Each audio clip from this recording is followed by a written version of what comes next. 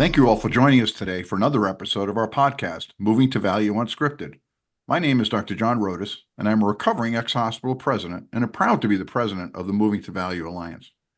The Moving to Value Alliance, MTVA, a 501c3 nonprofit, is a multi-stakeholder grassroots organization whose purpose, put simply, is to foster a community that aims to create a value-based healthcare ecosystem with high-quality outcomes at a reasonable cost for plan sponsors and their members, beneficiaries, or employees. I want to thank our members who make this presentation possible. We'd like to give special recognition today to our trade member, Quantum Health. I'm joined today by my fellow board member, Dr. Steve Schutzer, and MTVA Executive Director Laura Watson. Dr. Schutzer, a nationally renowned arthroplasty surgeon, is one of the founders of MTVA and is the co-founder and president of Upswing Health. Laura is a journalist who writes about healthcare and pharmaceuticals. Our special guest today is Dr. Darren Anderson. Darren is the president and founder of ConferMED, a not-for-profit telehealth company that supports primary care practices serving medically complex patients in underserved communities across the country. Dr. Anderson began his career as a general internist providing primary care at a community health center in New Britain, Connecticut.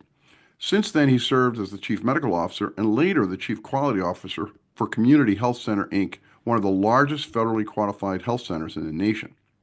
From 2013 to 2021, Dr. Anderson served as the director of the Weizmann Institute, a research, education, and policy organization focused on improving healthcare delivery for the underserved.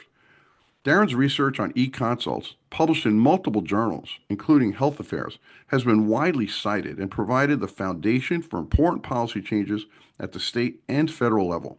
This work led to the development of ConferMED, which now provides access to specialty care for over 4 million patients in 32 states. We're excited to have Dr. Anderson here with us today to talk about how eConsults can empower primary care providers, get patients the right advice earlier, and generate cost savings. Welcome to Moving to Value Unscripted, Darren. John, thank you so much. Looking forward to speaking with you today.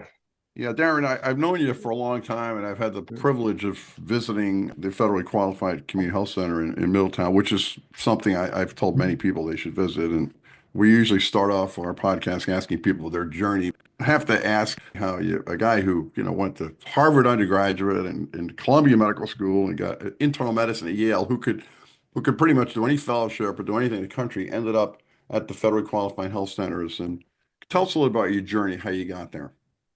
Yeah, it's kind of an unusual journey. And I think if I had told myself, my earlier self, what my journey would look like, I never would have believed it. But you just never quite know what's going to happen as you proceed down your career. I was inspired to go into medicine early on in college, largely because I wanted to help take care of medically underserved populations. And so that really was the reason I went into medical school in the first place. I was in the National Health Service Corps. I had a 3-year scholarship from the federal government that helped me through medical school and obligated me to work in a federally qualified health center after residency. And I was lucky enough to get placed at the Community Health Center of New Britain, Connecticut, where I did my obligation. And I did entertain the notion of going back. I actually got accepted into a research fellowship. Right around that time, kind of had an epiphany that the work I was doing in community health and the opportunities to make a difference, both at the individual patient level, but also at the system level, were really, really substantial. And I decided to really make a change and to continue down that road. As you mentioned in your intro, I took on the role of chief medical officer and chief quality officer, but it really was the creation of the Weizmann Institute, which Margaret Flinter and Mark Maselli, the co-leaders of the Community Health Center and now the Moses Weizmann Health System, in their brilliance really created, and they saw the need for people interested in research, people with formal research training, with policy expertise, to create an entity that would focus on medically underserved populations. And they offered me the opportunity to be the director of that organization. And that really was what I think cemented my role and my future role. It allowed me to do all of the research that I was interested in and to publish and to write policy papers and things like that. But it also allowed me to maintain my focus on improving care for underserved populations, which is kind of what's driven my career since then. And the unexpected turn was when some of our research showed that this concept of eConsults really had a profound impact on a whole variety of outcomes, both financial, clinical, and operational, It was really, that was the big change in my life when we decided to actually create a nonprofit company to take those findings and bring them to scale and make them available around the country. And, as you know, that's now what I do full time. Never would have predicted it, but it's been a really exciting trip so far. Amazing story. Steve? Yeah, no, Darren, we've followed your journey for a number of years now. It's funny you mentioned Margaret Flinter. If you recall, she was the moderator for our very first MTVA symposium 5 or 6 years ago, and always been impressed with your organization. Yeah, so let's kind of dive into it. I'm an orthopedic surgeon and go back a long time to the day when primary care docs would simply pick up a phone and say, Steve, I got this young person, they play soccer, pop their knee, it's all swollen. What advice would you give me? Just those were the days they would stop by the office or just call me on the phone and we would give those kind of consults. So, you clearly feel a major disconnect that has occurred over the years, but maybe you can start by telling us a little bit more about the journey and which specialists you started with and what kind of outcomes. And, let's dive into some of that deeper story. Right. No, and I'm glad that you kind of grounded the question in the old traditional, what we used to call the curbside consult. Because yes, we actually used to go to grand rounds and we'd be in the parking lot at the curbside and we would chat with the orthopedist and all of that. And that's a very effective collegial way of practicing medicine. And when I started my career, I rounded in the hospital at New Britain General. I went in at night and I went to grand rounds and I did rub shoulders with orthopedics and cardiologists and things like that. The problem is studies show that probably about 50% of the referrals that we now make in primary care don't need a face-to-face visit. And I simply can't do that curbside for 50% of the referrals that I do.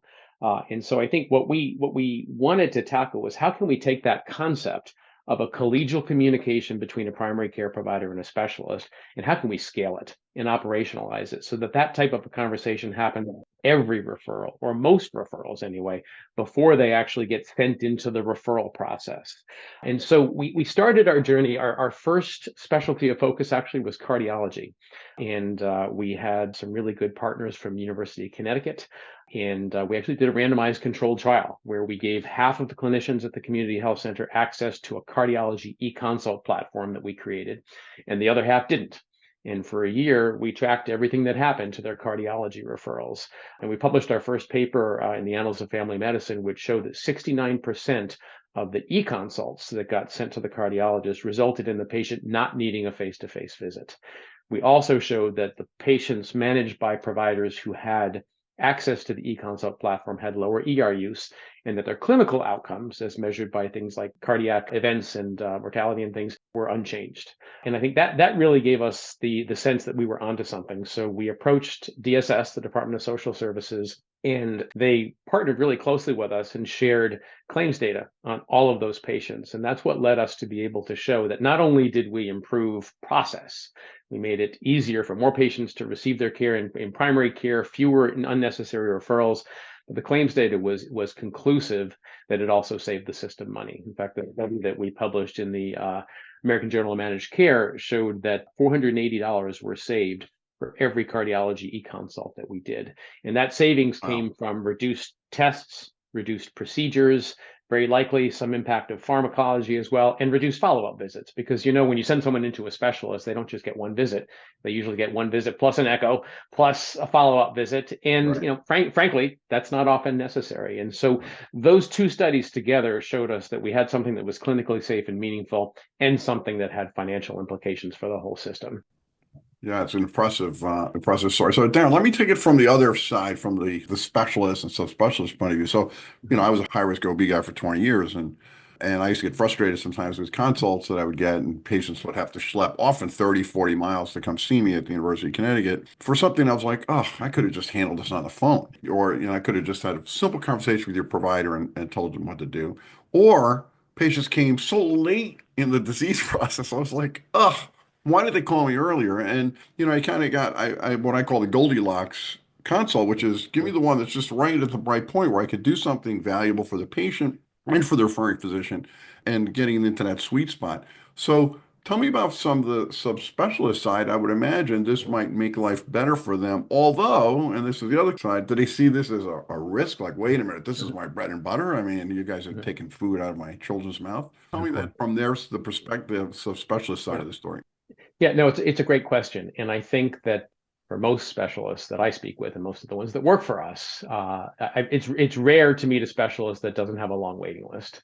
And when you talk to a specialist and say, how about we sort of screen through these referrals and determine which ones need to get to you and which ones can be managed in primary care, so that you can be more assured that the patients that do make it to you really need your services. That makes sense on an operational perspective. It makes sense if you're being held accountable for your wait times, which increasingly is a metric that's being looked at.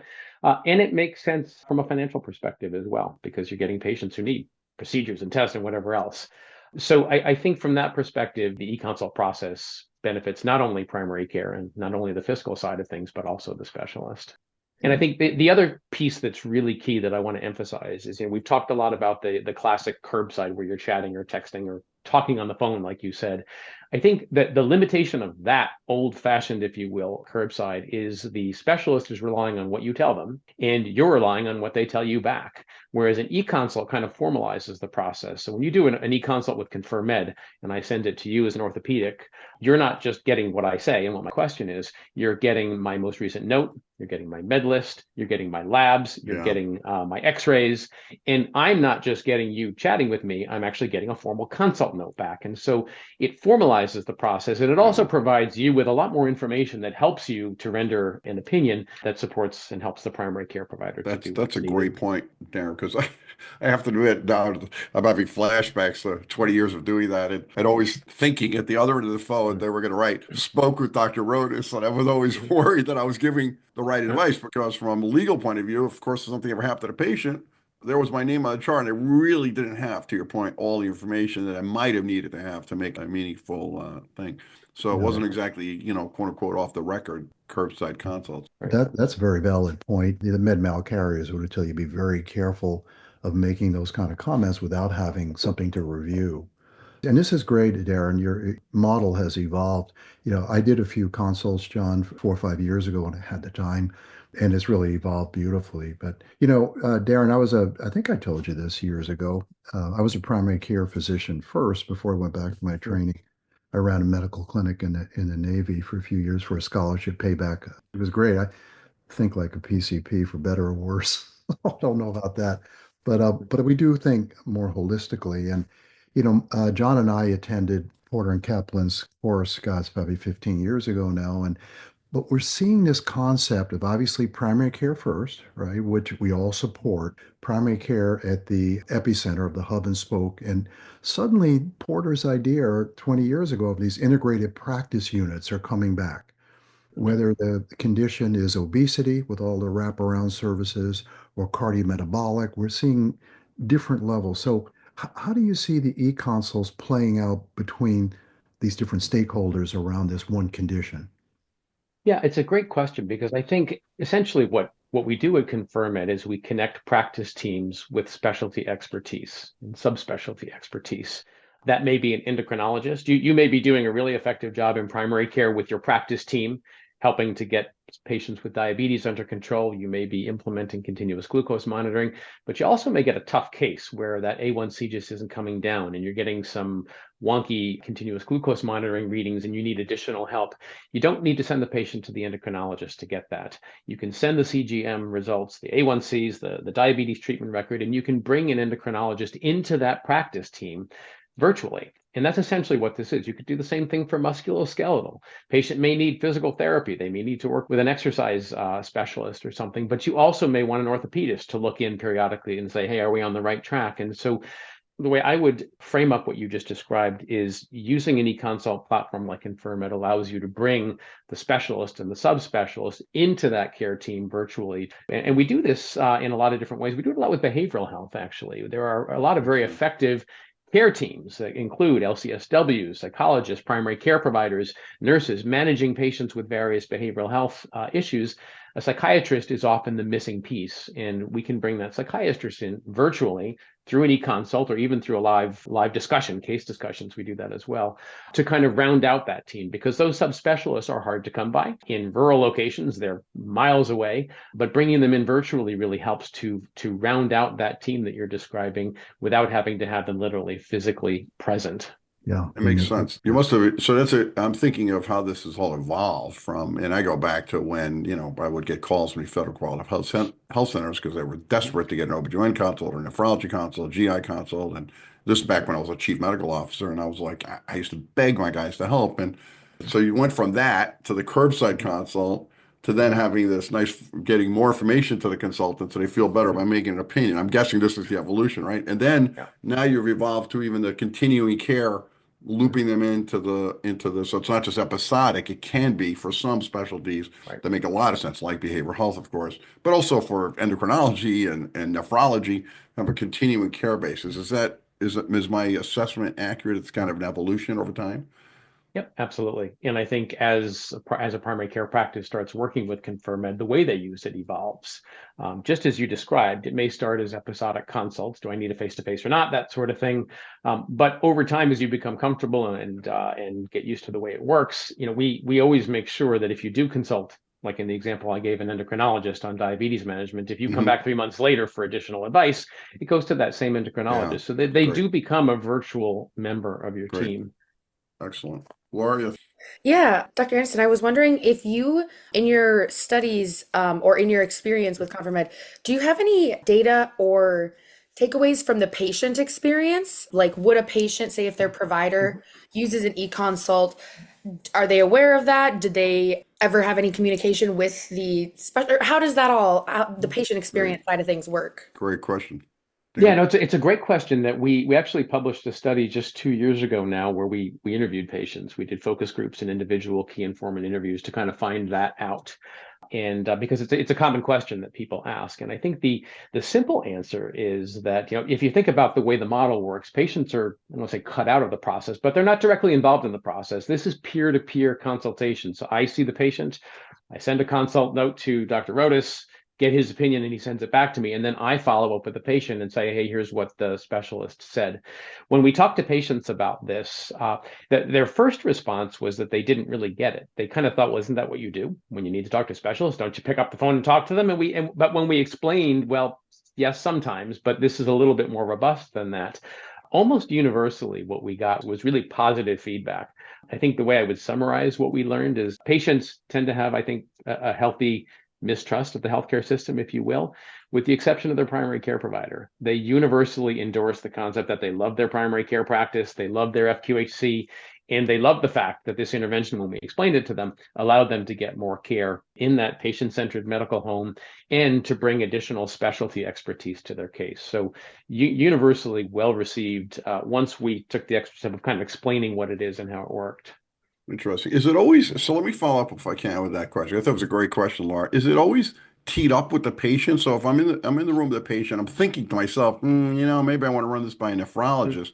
Do I actually, would the primary care physician often tell the patient, say, listen, and do they have an obligation actually to tell the patient, hey, listen, I'm not 100% sure which is the best antihypertensive for you in this case because of your kidney function and this and your history. I'm gonna touch base with a kidney specialist and I'll get back to you tomorrow. Is that, or did I just make that up? Does that actually happen, or is it just Mhm. the next day you just get a call? Hey, listen, I ran your case by a nephrologist and they suggested I do this and that. Mhm. Yeah, and we've done 185,000 e-consults. So I can't Wow. tell you with any certainty if that happens every single time, but it's certainly what we recommend. And I do the training for all primary care providers when they start with ConferMED. I do a live video training with them, and I have a whole slide where I walk through exactly what you just Oh, described. okay. Definitely talk to your patients about it. They're going to love it when you tell them about it. And here's how to frame up what you're going to do. And what we generally recommend is when you get that consult note back that you schedule them for a video visit, or you talk to them on the phone, or bring them back in if it's a complicated care plan. It's worth the time and effort to take a visit to say, all right, we're going to have an eConsult follow-up visit to discuss what the endocrinologist recommended and implement that plan. Perfect. So we definitely recommend, close communication. From a legal perspective, they don't need to sign any additional informed consent. This is covered Okay. under the consent that covers primary care and allows us to speak to the ER or speak to you by phone. But it definitely makes sense and improves patients' perception of the care that they're receiving when you walk them through the process and they understand it. Got it.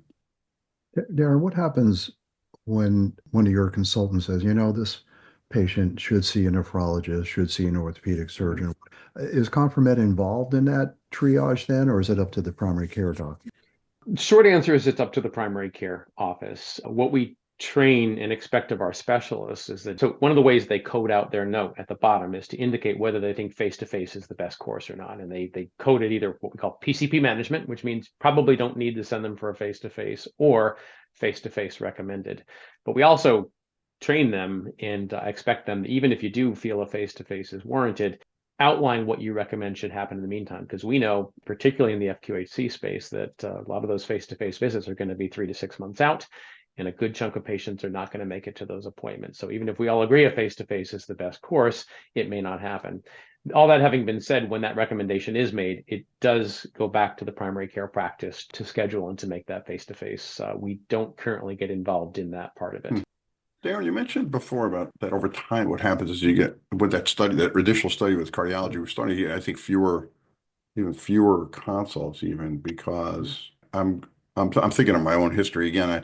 There were a lot of things that I kept getting frequent calls for, like the little bit low platelet count in a pregnant woman, or a little abnormality in another test, or severe anemia, or nausea and vomiting. It was really bad, and I would tell them what to do. And then after a time, I realized, well, they didn't have to keep sending the patient to me because they kind of figured it out. In other words, I was teaching them as well as taking care of the patient. What evidence is there about that the primary care physicians actually get smarter as a result of this process? And then obviously then they could lower the cost by lowering the referrals. Yeah, there's no formal evidence for that. What we certainly all think and what providers say is that these are very educational and they help them. And it just kind of makes sense that when you get like you just described, you get a consult for a particular condition, you learn from that consult. And one of the ways that we assess the quality of our consults, and we have a very robust quality management process. Actually, our specialists get report cards and we review samples of their consults. One of the ways we assess them is the extent to which they make the effort to add some educational tidbits in their consult. Don't just tell me what to do, but tell me why you said that and what you're recommending. So, and we have, anecdotal evidence from PCPs that they're educational, they feel more empowered. I think the reason why we haven't put ourselves out of business by making everybody so smart that they don't need eConsults anymore is there's constantly evolving new treatments, new things to learn, and there's a lot of turnover in primary care. So we're always bringing on new providers, that haven't been exposed to this. So, but I guess if you take it to its natural conclusion, we are sort of working to empower primary care and make us better at what we do and give us the tools to be able to do more without the need for this kind of support. I think, and I realize that you focus on the underserved and on the Medicaid population. Obviously, there's a lot of focus on Medicaid right now. Biggest problem as I see it as an orthopedic surgeon for these folks is access. Virtually no one in our state takes Medicaid. These folks have, so where they go to the ER for every ache and pain and shoulder and rolled ankle and stuff. And the cost is ridiculous. I mean, there is tens and tens of, not hundreds of millions of dollars that can be saved. So all the more kudos to you and for ConferMED for making that happen through the FQHCs, right? These folks otherwise have no access to any specialty care. This is what you're creating for them. So just a big shout out for what you're doing. Yeah, and even if they have access, there's no transportation, there's no childcare to watch their kids. I mean, it goes on, right? It's shocking to me, Darren, that in our state of Connecticut, which most people would think was fairly affluent, 1/3 of the folks are on Husky, our Medicaid. 1/3. It's a lot. Steve and Laura, I can't tell you when I was chief medical officer in Stanford, because it was a very high end, obviously, community, right? Very, very affluent. But people don't recognize that about 20% of the patients came to my hospital were uninsured.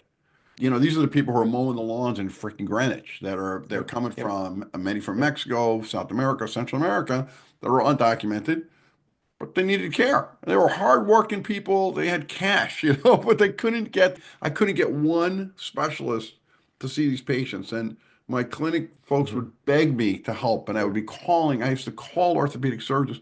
I literally had a patient who needed hip replacement who, was one of these patients who had hepatitis and was uninsured. My orthopedic surgeons actually had the guts to say to me, can't you call your friends at UConn and see if they could take care of the patient? And I said, I'll pay. I was offered to pay the guy. I said, aren't you ashamed to ask me this question? And believe it or not, Steve, I called Cortland Lewis, and he said to me, aren't you ashamed to call me? I said, yes, as a matter of fact, I am. Sure. So it was a freaking struggle. And I'm sure every FQHC in the planet has the same problems we had. I don't think anybody else figured it out, Darren. Any other solutions? No. Am I wrong? No, and they have that, it's certainly even more acute in rural locations where not only does nobody want to take Medicaid because they don't pay enough, but also there isn't anybody. There's nobody there. So a good chunk of our work is in rural locations, but some of our largest users are actually like in downtown Los Angeles, big cities, in Boston. So this is a problem that really extends across all states, all geographies. But I do want to kind of not call a shout out, but to point out that in rural locations, it's even more critical and difficult to get access. Yeah, you're not kidding. I mean, I did a gig in Delaware, which you wouldn't think is that rural, but on the Delmarva Peninsula there, it's an hour to anywhere, and for pediatrics, it was an hour and a half to, for patients to get a pediatric subspecialist, and we couldn't get any pediatric subspecialists to come down and provide services, and actually, it was true for a lot of the specialists there. It was hard to get them. So, yeah, your solution is great.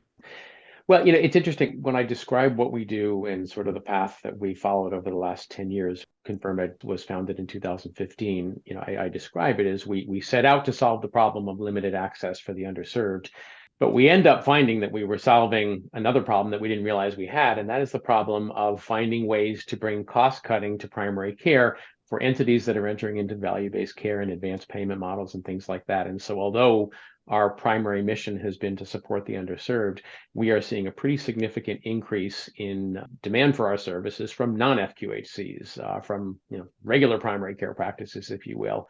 Because frankly, if I needed a specialist, I would want this in my primary care provider practice. I don't want to have to go see you, no offense, if I don't need to. And we're seeing more and more primary care practices looking for eConsult solutions because it makes sense for everybody, not just the underserved. And I kind of like that story because we figured out something for the underserved that actually makes great sense for everybody else as well. And the underserved got it first. But our biggest growth at ConferMED now is in the non-FQHC space as practices around the country are looking to bring this on board. One, to improve the quality of care for their patients, but also for the cost savings. And the Peterson Center on Healthcare funded a study that we took part in. ConferMED was implemented for privately insured patients with Blue Cross Blue Shield insurance in the state of Arkansas. And they showed that there were significant cost savings to the private insurer for using eConsults.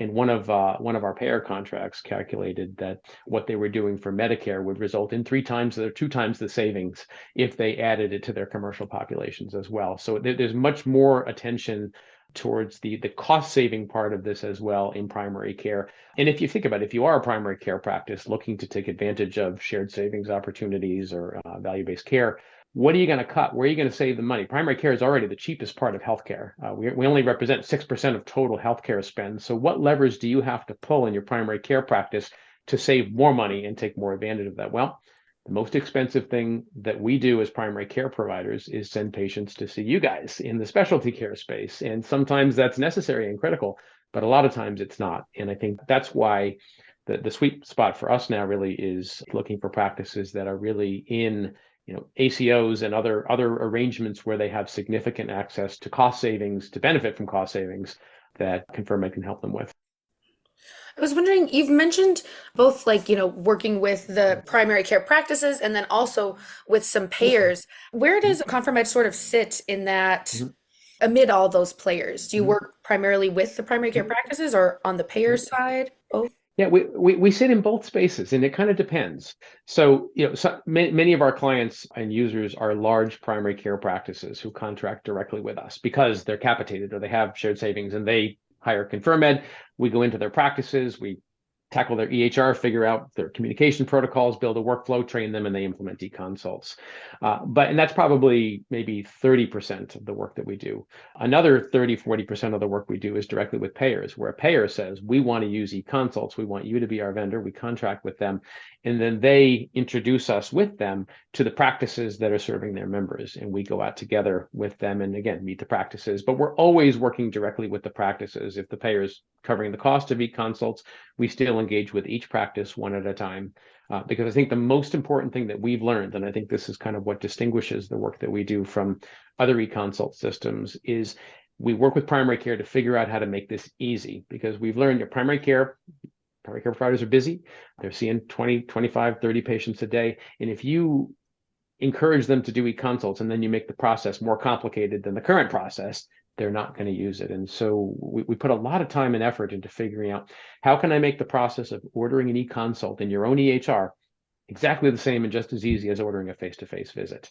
And I think that has proven to be the most important lesson learned. You can have all the payers in the world and the best idea, and everybody thinks it's a great thing, but if you don't make it work for primary care, no one's going to use it. Darren, let me, if I can ask about the economics, and if I understand. So we started with Medicaid only, and it sounds like from this last few answers to the question, you've evolved now. And I would think about it from a practical point of view. If I'm a private care provider, I don't know, I'm not always looking at the patients say, oh, they're Medicaid, so I can use an eConsult. Oh, they're Medicare, so I can't, right? So they either use it or they don't, right? So they use it for commercial, Medicare, Medicaid. Yes. And without getting into maybe how much anybody gets paid, but let's look at the economics of ConferMED in the sense of what's in it for the specialist. They're in I'm guessing they're in some kind of per click basis for their work they do. The primary care, if I understand correctly, the primary care provider benefits from managed care contracts that have some value-based component, right? So over reducing costs over time, I'm guessing, right? Patients benefit from just the ease and they don't have to go make a schlep to some specialist and wait 4 months. And then what percent of the business is then commercial versus Medicare, Medicaid? So it's kind of two questions embedded in there. Yeah, no, what you just mapped out is what makes our work so complicated. We're a national organization. We have offices in 3 cities, and we are working in 33 states. And we've had to map out, the payment environment, if you will, in every single state. And we have different strategies in different states because, what you just laid out is kind of highlights just how complicated it is. If we have Medicaid contracts, great. We can go in and Medicaid covers the cost. We do have some practices that will only use us for their Medicaid patients. In fact, we're launching now in Hawaii, several practices in Hawaii using us for what they call Aloha Care, which is one of the main Medicaid providers in the state of Hawaii. When they have those value-based shared savings opportunities, things like that, they're often able to bring in the commercial patients and pay for that directly. But I will say, particularly in non-expansion states, we haven't been able to come up with a solution that works for everybody. So we do, I mentioned the different sources of revenue. One of our sources continues to be grant funding, particularly for places like Texas and Florida, where for some of our users, upwards of 30 to 40% of the patients have no insurance. And there's no solution for how to provide eConsults to an uninsured patient. And if you send an uninsured patient to an orthopedic surgeon, they're going to have to pay $400 or $500 out of pocket. And so we've been really thrilled to be supported. We received a significant grant from the Quest Diagnostics Foundation for 2.5 years. We continue to be supported by an entity called the St. David's Foundation in Texas. And its grant funding does continue to be an important part of how we deliver these services, at least to the uninsured, where there really isn't another great solution. But it's complicated. And as the payment environment evolves state by state, we really have to pay careful attention to sort of what's happening and what's changing to figure out. We know this saves money and we know it improves care, but figuring out who's saving the money and who should pay for it is tricky. There on the commercial side, things are moving to cash pay, whether we like it or not. I think it's a failure of first dollar insurance, but this cash pay movement out is escalating. It costs less on a cash pay basis than paying their pre-deductible. I mean, it makes no sense. So keep your eye on that. But my question is, we started the conversation talking about 35 years ago, the curbside consults and drop by my office kind of thing. But AI, generative AI, and I heard somebody say the other day that AI is going to demote the physician, and that probably will. In contrast to a Google search, Gen AI is getting smarter and smarter and smarter. And how do you see that impacting ConferMed in the next few years? Yeah, I mean, we're watching it really carefully. I think it would be naive to say, oh, they're always going to need us. They're always going to need physicians and all of that. But at the same time, I fall back on, we've used the phrase the art and science of medicine, since I've been in the career. And there's a significant amount of what we do that is art as much as science. So when somebody sends a consult in, they're not just asking for medical facts. If it's just medical facts I need you to tell me about, I can look it up on UpToDate or something like that. And, I thinking of a case that I reviewed just the other day. It was a person who was having difficulty controlling their diabetes. But the challenge was that the patient had some cognitive impairments, and his wife was closely involved in managing insulin. And the primary care provider, when they sent their question in, kind of laid out the family dynamics and here's what's going on. And, the endocrinologist, to her credit, really, it required a lot of nuance, not just, well, here's what the CGM says, here's what you need to do. And she kind of laid out a couple of different options that took that into consideration. And so, I think AI very likely in the future will be able to provide some support for what we do. I think dermatology is one place where, we'll send them a picture and it'll tell us what it thinks it is. maybe it'll evolve more sort of like with mammography, where a computer is doing the initial read, but you have a radiologist looking in to oversee it, or pap testing, things like that. I have a feeling that may be where this goes, that in some not too distant future, AI will be able to summarize what we're getting from primary care, come up with some suggestions, and then maybe have it reviewed and finalized by a specialist. But I don't know. So we're certainly watching it carefully. And like I said, it would be naive to ignore it and to think that things are always going to be the way they are now. Yeah, I perceive there's going to be substantial change in all of our lives in the next 5 to 10 years. But at the risk of getting controversial, here we are in 2025, and there's a lot going on that's beyond your control and our control necessarily at the federal level, Darren. It's so much of your business is dependent on Medicaid patients. States are now scrambling and wondering what's going to happen with some of the proposed Medicaid cuts. How does that potentially affect the business? And then regarding those grants, are any of those also federal grants that are also at risk? But it doesn't matter because, as people get nervous, all of a sudden people stop giving and stop spending. So just if you could give us a sense of, what's keeping you up at night, which I think I know the answer, but who knows? Yeah, I think what's keeping me up at night is probably what's keeping everybody up at night. It's uncertainty. The amount of uncertainty that we are now wrestling with over the last couple of months is unlike any. There's always uncertainty when you're talking about care to the underserved and Medicaid, but that uncertainty has increased exponentially, and so we're just really kind of not sure.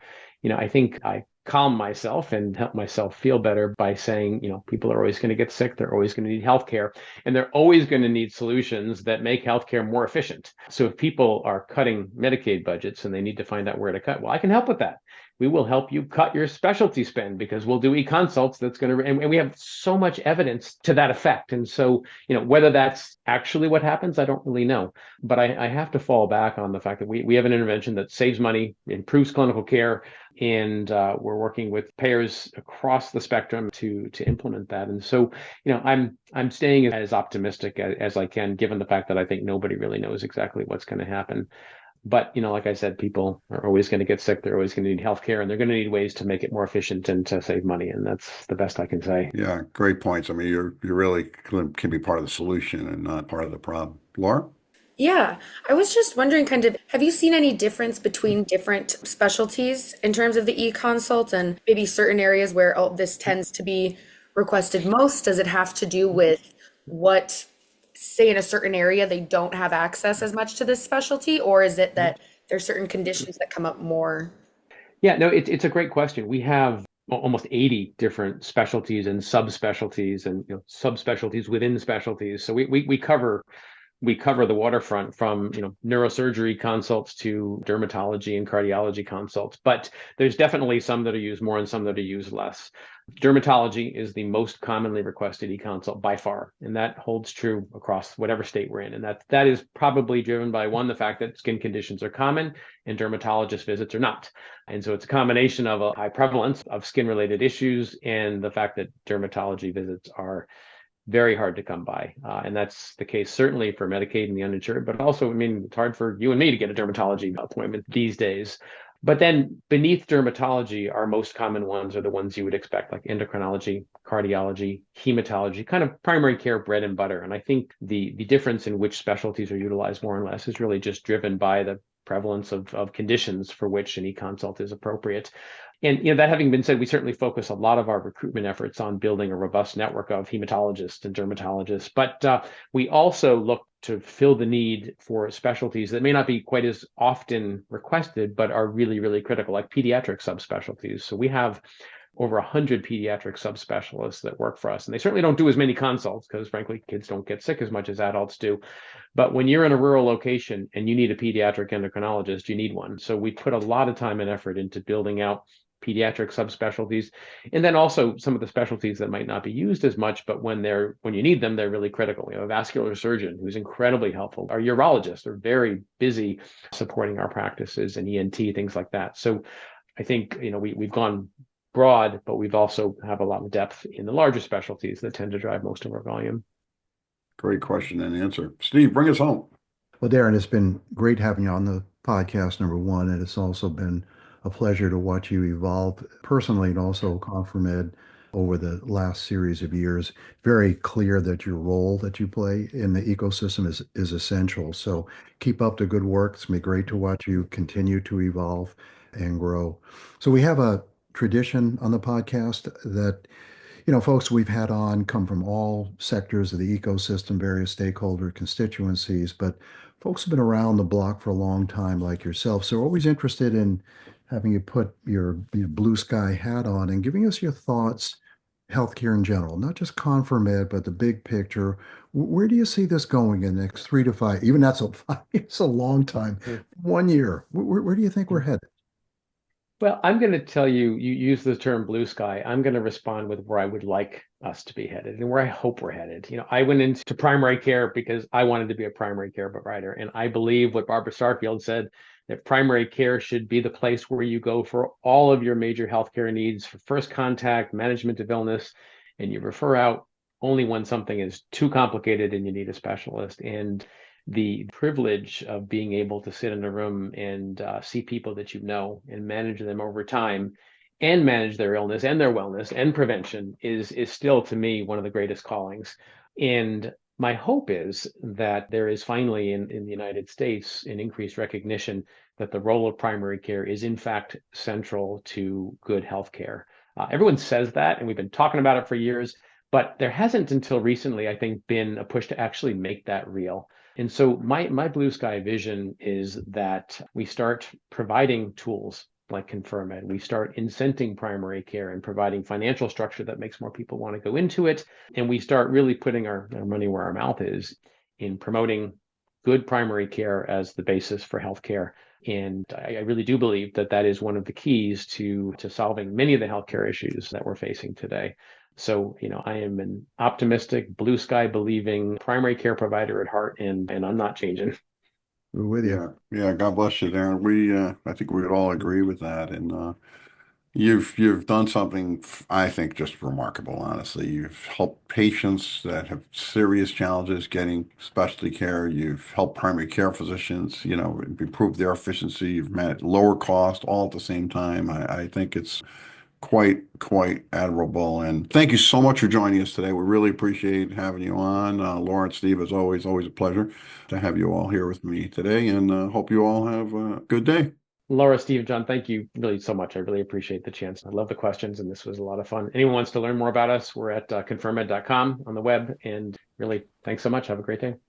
Thank you. Good work, Darren. Thank you, man. Great, Darren. Thank you so much.